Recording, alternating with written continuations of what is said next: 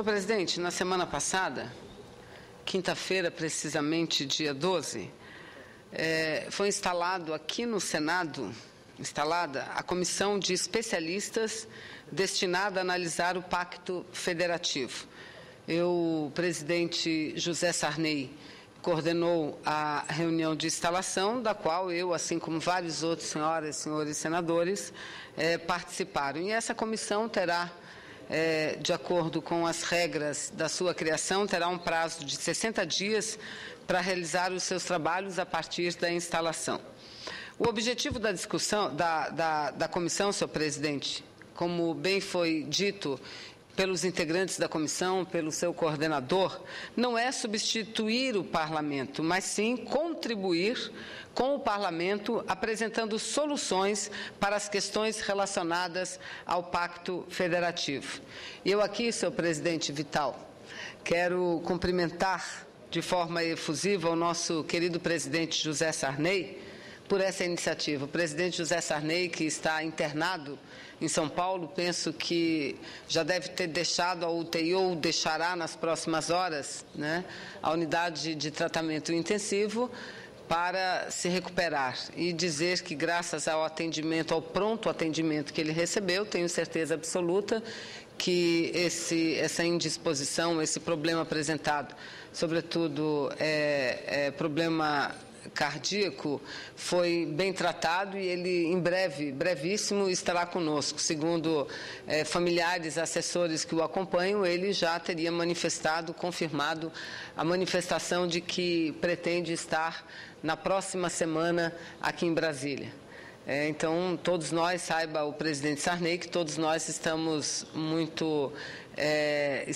direcionados numa corrente positiva para que ele tenha a sua saúde plenamente estabelecida. Então, eu, nesse momento, saúdo o presidente Sarney por uma série de iniciativas que tem tomado e, sobretudo, por essa iniciativa de ter criado, sugerido e permitido a criação de uma comissão de especialistas que debaterá com exclusividade a questão do Pacto Federativo no Brasil.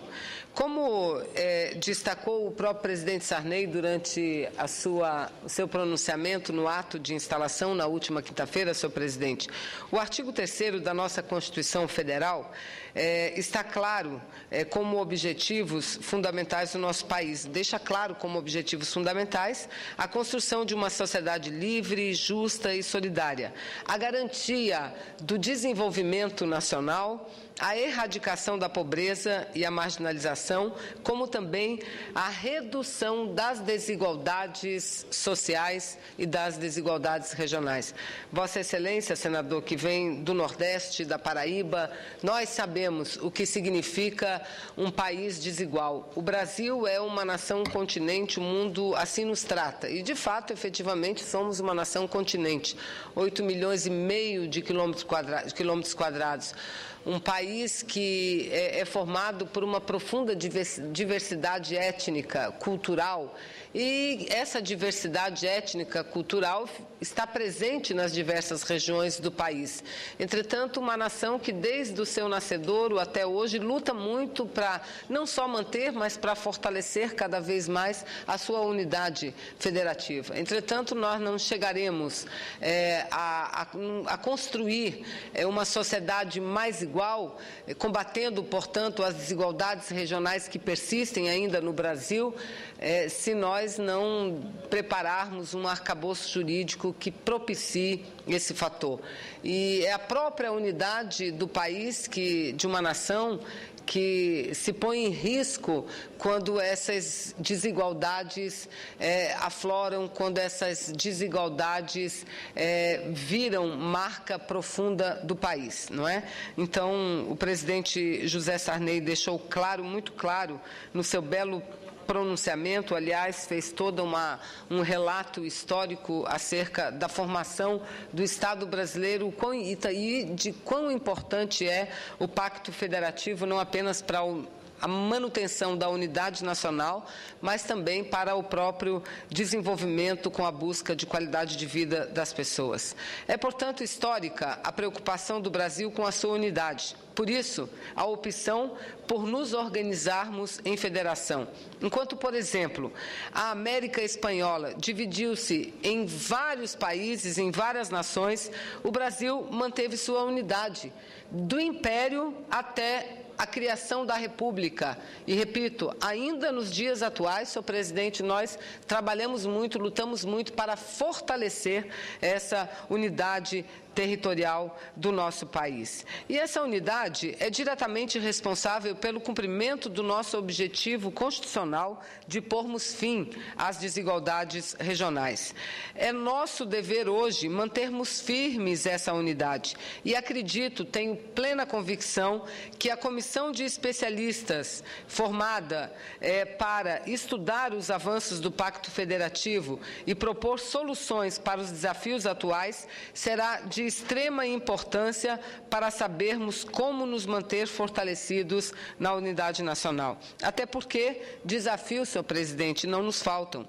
Tramitam nessa casa, por exemplo, várias matérias e projetos que beneficiam um Estado, uma região e penalizam outros. Vários. A Resolução 72, por exemplo, que tem o objetivo de acabar com parte da guerra fiscal no Brasil, é um exemplo vivo disso.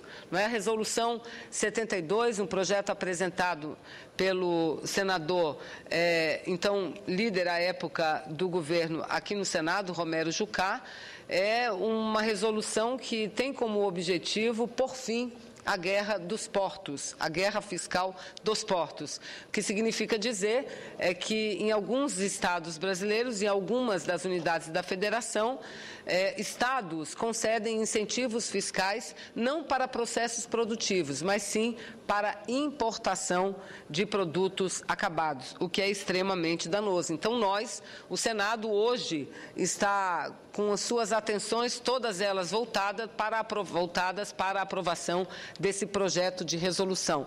O projeto foi aprovado semana passada na Comissão de Constituição e Justiça, já lido na Comissão de Assuntos Econômicos, na CAI, e essa semana deveremos votar o projeto na CAI e a emenda apresentada pelo senador Eduardo Braga, atual líder do governo, não é? Se, por um lado, é um projeto extremamente importante para o país, por outro lado, alguns estados sofrerão um impacto econômico significativo com a aprovação dessa matéria, principalmente os estados de Santa Catarina e do Espírito Santo. Não é? Mas esse é um exemplo, senhor presidente, estou citando o projeto de resolução 72, que eu apoio integralmente, como um exemplo dos problemas que o Brasil, as diversas unidades da federação, vem enfrentando nesses últimos tempos. O próprio ministro do Supremo Tribunal Federal, Gilmar Mendes, em visita ano passado ao presidente José Sarney, manifestou a sua preocupação ao que chamou de tensão entre os Estados federados. No mês de junho do ano passado, o Supremo, por sua vez, declarou inconstitucionais 14 leis estaduais que concediam reduções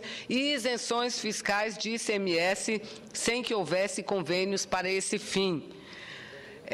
Porque, repito, pela legislação brasileira, para que os incentivos fiscais dados pelos estados com os tributos, com os impostos estaduais, possam vigorar, eles têm que ser aprovados pelo Conselho Fazendário, pelo CONFAS. Mas, infelizmente, quase que todos os incentivos estaduais concedidos a indústrias não têm sido respaldados pelo CONFAS, senhor presidente, o que os torna concretamente e absolutamente ilegais e inconstitucionais. Foi por conta disso que, no mês de junho do ano passado, o Supremo, num julgamento inédito, determinou a inconstitucionalidade de 14 leis estaduais. Mas, mesmo com essa decisão, vários estados, vários governadores, logo no mês seguinte, reeditaram leis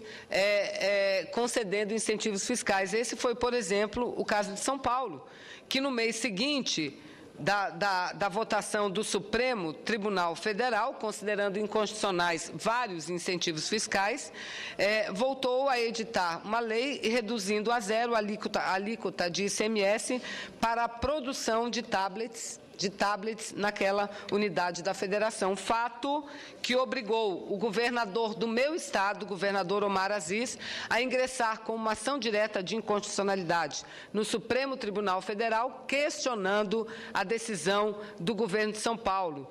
E a ação, movida pelo governo do Amazonas, já recebeu parecer favorável do Ministério Público Federal. E é essa tensão, senhor presidente, que certamente tem preocupado o ministro Gilmar Mendes, e não apenas o ministro Gilmar Mendes, tenho certeza, o poder judiciário desse país e o próprio parlamento. Nós todos estamos preocupados com essa tensão. Para que todos tenhamos uma ideia, foi o próprio ministro Gilmar Mendes, e observando essas frequentes ações de inconstitucionalidades impetradas pelos estados, apresentou no início, salvo engano, do mês passado, ao Supremo Tribunal Federal, ou final de março ou início de abril, apresentou ao Supremo Tribunal Federal a proposta de que fosse aprovada uma súmula vinculante sobre o assunto. Ou seja, repito, o ministro Gilmar Mendes propôs ao Supremo Tribunal Federal que fosse analisada e aprovada uma súmula vinculante sobre esse assunto. O primeiro objetivo é que o Supremo Tribunal não pode ver suas decisões sendo desrespeitadas. E aqui, quero repetir o que disse o ministro Gilmar Mendes, o que disse a respeito do assunto, abre aspas, que é fundamental posicionar-se porque a autoridade do tribunal está sendo comprometida com essa guerra fiscal, que tem persistido mesmo após a decisão de inconstitucionalidade tomada ano passado. Fecha aspas. Ou seja, então isso tem levado à preocupação de ministros e ao ponto de o ministro o ministro Gilmar Mendes propor a aprovação dessa súmula vinculante. Então, isso seria um grande objetivo, né? O respeito à lei ou às leis desse país por parte dos entes federados. Outro objetivo é que, com a súmula vinculante em vigor, quem se sentir prejudicados por leis que fomentem a guerra fiscal, poderá pegar um atalho até o Supremo Tribunal Federal. Ou seja, não mais necessitarão ingressar com ações de inconstitucionalidade, poderão provocar imediatamente o STF para que ele se manifeste e declare a invalidade dessas leis, desses benefícios, imediatamente. Ou seja, o ministro Gilmar quer que os prejudicados sigam diretamente ao Supremo, ao invés de ajuizar essas ações de inconstitucionalidade, o que eu considero uma iniciativa extremamente louvável, importante e digna de aplausos por todos os brasileiros e brasileiras. Mas o ministro também destaca, senhor presidente, a decisão do STF que estabeleceu um prazo de 36 meses de validade para as normas que regiam o Fundo de Participação dos Estados, FPE, que deixarão de existir a partir de 31 de dezembro do ano de 2012. Ou seja, quando falamos em pacto federativo, não estamos falando só em guerra fiscal, estamos falando na relação entre os entes entre si e entre a União e os entes federados, não é? Relatei aqui o problema da guerra fiscal, que nós precisamos por fim, e um outro problema, sem dúvida nenhuma, é a própria distribuição do Fundo de Participação dos Estados, que, de acordo, foi estabelecida uma regra pela Constituição de 1988 e a própria Constituição estabeleceu que uma nova regra seria estabelecida através de uma nova lei complementar. Lei essa, senador Pimentel, que até hoje o Congresso Nacional não elaborou. O que fez também com que o Supremo entrasse nesse aspecto e no emaranhado dessa discussão. Ou seja, não somos apenas nós do Parlamento, mas o próprio Poder Judiciário do Brasil está extremamente envolvido nessa questão, e envolvido até porque assim tem sido provocado. Ora pela União, ora por estados, ora por municípios, não é? Então, penso que todas essas questões reforçam a iniciativa e mostram a necessidade e a importância da iniciativa adotada pelo presidente José Sarney, quando forma uma comissão de especialistas brasileiros para ajudar, para contribuir com o Parlamento brasileiro na discussão desse tema, que não é um tema tranquilo, pelo contrário, se fosse tranquilo, nós não estaríamos desde desde a Constituição de 1988 sem votar novas e regras claras a respeito do Fundo de Participação dos Estados. Né? E em relação ao Fundo de Participação dos Estados, quero apenas registrar que, ainda deputada, apresentei um projeto de lei propondo uma nova regra de distribuição, uma nova forma de distribuição do fundo entre os Estados brasileiros. No projeto que apresentei, procuro estabelecer critérios práticos e objetivos de rateio desse fundo de participação. São critérios atuais e baseados na realidade socioeconômica dos entes federados. O projeto está aberto a contribuições e tramita ao lado de outros. Após a apresentação, esse projeto que apresentei na Câmara, reapresentei ano passado aqui no Senado Federal. E após também, senador Randolfo Rodrigues, senador Jucá, apresentaram um outro projeto. O meu projeto apresenta 4 critérios de repartição dos recursos federais para os entes federados. O projeto do senador Randolfo e do senador Jucá apresentam 16 critérios, mas eu não tenho dúvida nenhuma que o projeto, efetivamente, que deverá ser transformado em lei, será objeto e fruto de uma ampla discussão de todos os senadores e de todas as senadoras. Projetos que tratam de matérias tão polêmicas como essa, geralmente, eles servem de balizador de um debate profundo que o Parlamento trava, não é?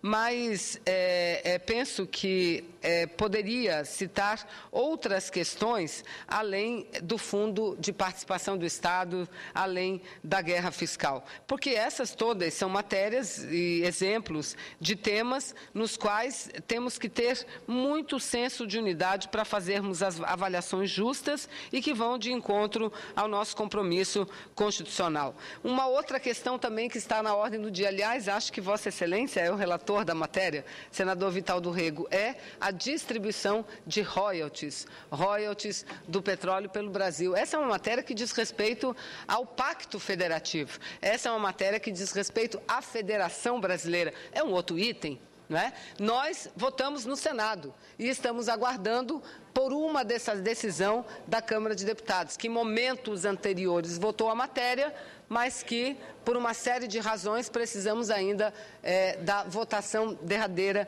e final, não é? Então, a matéria aprovada no Senado está na Câmara, que formou uma comissão não só suprapartidária, mas onde todos os entes da federação diretamente envolvidos estão bem representados, e espero que a Câmara, que já pautou uma matéria polêmica para a semana que vem, que é o Código Florestal, também paute brevemente, conceda parte já, paute brevemente a votação dos royalties do petróleo.